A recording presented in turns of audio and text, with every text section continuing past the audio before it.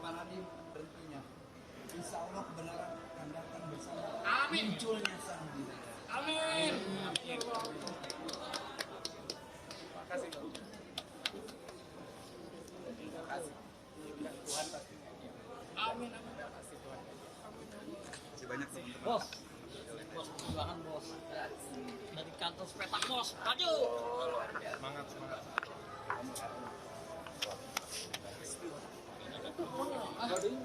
Pakai Pak, banggaan Bapak.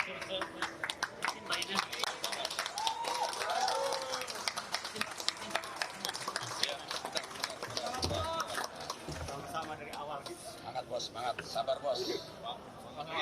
Justice for Naif. Selamat dengan sukses.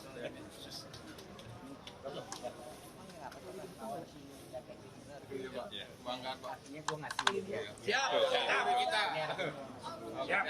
Seluruh Indonesia dan Malaysia. Amin. Seduh,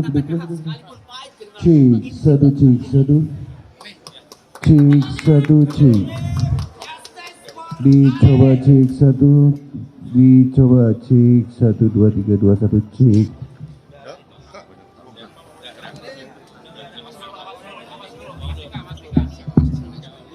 Cek satu, dicoba cek satu, cek 1 cek satu, dicoba cek satu, dicoba cek satu, dicoba.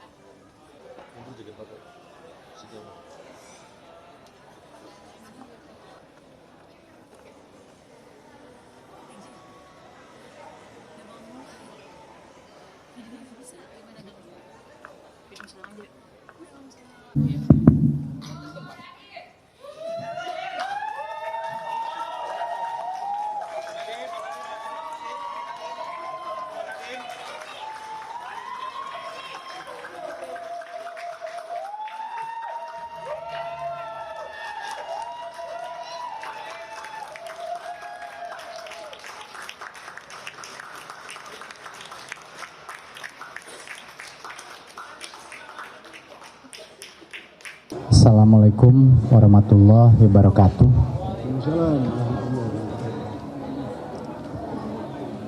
Saya ingin pertama mengucapkan puji syukur pada Tuhan Yang Maha Esa.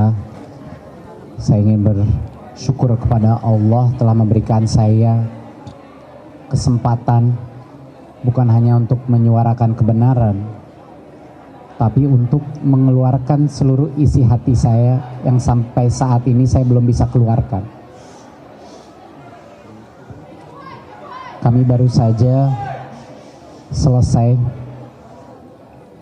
membacakan pledoi pribadi, pledoi penasihat hukum, di mana detail itu akan dirincikan pembelaan terhadap kasus saya itu belum terjadi. Setelah isoma ini baru akan kita masuk kepada detailnya. Tapi tadi alhamdulillah saya diberikan kesempatan untuk bukan hanya menunjukkan ketidakbersalahan saya, tetapi menunjukkan juga betapa mirisnya rekayasa hukum yang telah dilakukan untuk menjerat saya. Untuk menunjukkan sebenarnya betapa mudahnya mematahkan berbagai tuduhan. Tetapi karena begitu banyak narasi sesat yang dikeluarkan di awal kasus saya, kami harus dengan susah payah membalikkan semua narasi-narasi fitnah tersebut. Tapi Tuhan tidak diam saja. Saya belum pernah melihat ada kasus di mana setiap sidangnya itu ditonton jutaan orang, diikuti fakta-fakta persidangan di dalam nih dianalisa secara seksama, dan untuk itu saya ingin mengucapkan rasa syukur saya yang luar biasa kepada masyarakat Indonesia yang telah mengikuti sidang ini dan tidak mau saja menerima mentah-mentah narasi yang di luar, tetapi langsung melihat bukti, langsung melihat fakta dan kebenaran. Saya mau menceritakan kenapa saya memakai jaket ini. Tadi Mulyono, di mana Mulyono?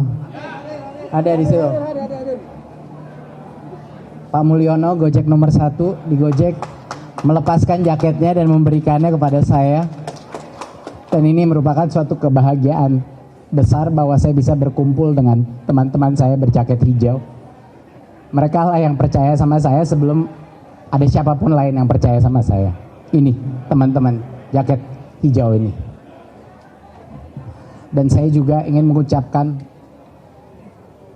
betapa besarnya peran guru, bahkan tanpa harus masuk ruang sidang.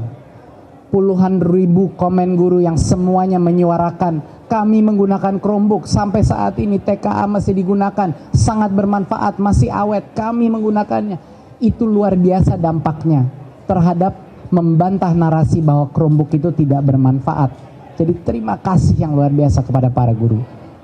Dan yang terakhir juga terima kasih kepada para tokoh-tokoh masyarakat, guru-guru besar, pakar-pakar hukum, tokoh-tokoh anti korupsi yang semuanya menyuarakan kebenaran, bukan untuk membela saya, tapi karena mereka cinta dengan negara ini. Mereka begitu sedih dengan cara penegakan hukum dalam negara ini, sehingga mereka menyuarakan suara mereka, mempertaruhkan kredibilitas mereka untuk negeri ini. Dan itu membutuhkan keberanian. Jadi saya mengucapkan terima kasih yang sebesar-besarnya kepada mereka. Saya rasa cukup dari saya, sekian. Saya bisa menerima pertanyaan dari media. Terima kasih. Tadi Mas sempat menyampaikan bahwa ada harapan. Saya mau menegaskan soal harapan yang Anda sampaikan di bagian pledoi tadi. Apa maksud harapan yang Anda inginkan sebetulnya? Dan kalau harapan itu ternyata saat putusan nanti tidak tercapai, gimana ngerespon itu? Harapan saya hanya satu dari keputusan majelis, yaitu bebas murni. Tidak ada opsi lain. Secara hukum sudah dipatahkan semua unsur dakwaan. Dan bagi masyarakat yang mungkin belum mendalami hukum korupsi, satu saja dari 4 unsur korupsi itu tidak terpenuhi, wajib bebas murni. Ini 4-4-nya unsur korupsinya patah, tidak terbukti.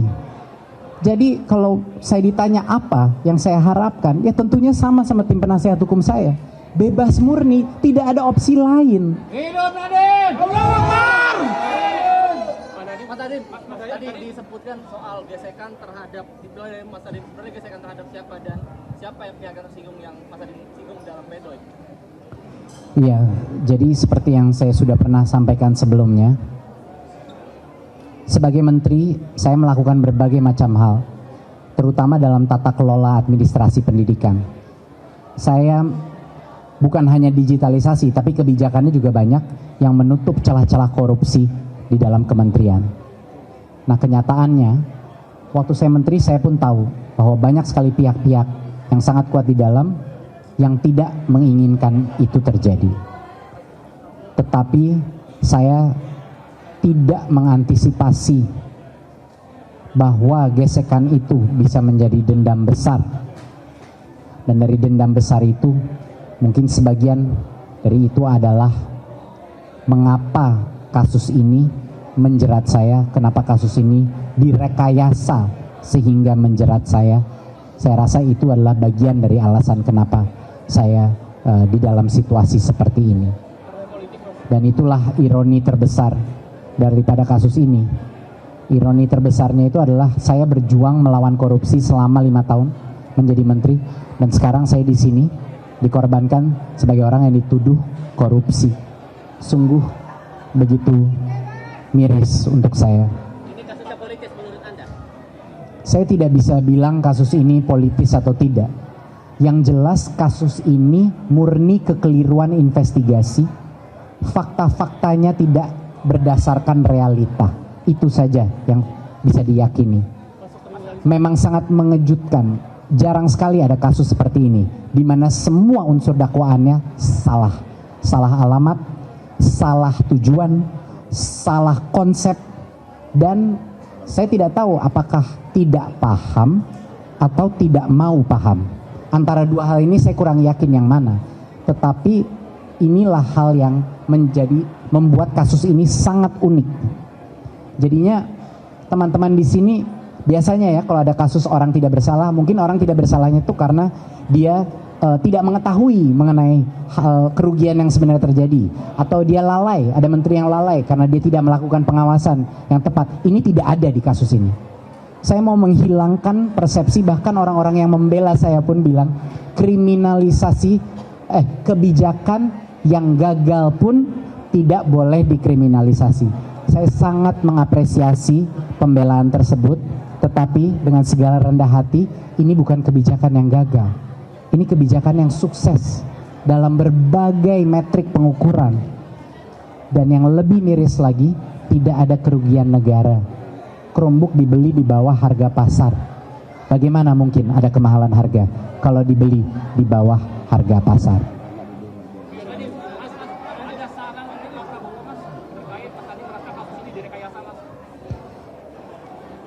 Harapan besar saya adalah kasus ini tidak menjadi sia-sia.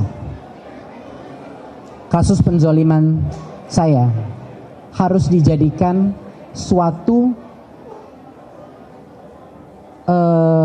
animo untuk melakukan perbaikan cara kita membangun kasus, cara kita menuntut kasus, cara negara kita memperlakukan seorang dengan praduga tak bersalah. Kita harus mempertanyakan narasi-narasi di awal yang disebarkan yang ternyata bohong, seperti WhatsApp group. Bayangkan, hal-hal seperti itu. Saya harap sekali kasus saya menjadi bekal ya untuk perbaikan sistem hukum kita ke depan. Itu saja harapan besar saya. Subscribe, share, like, and comment. Subscribe, share, like, and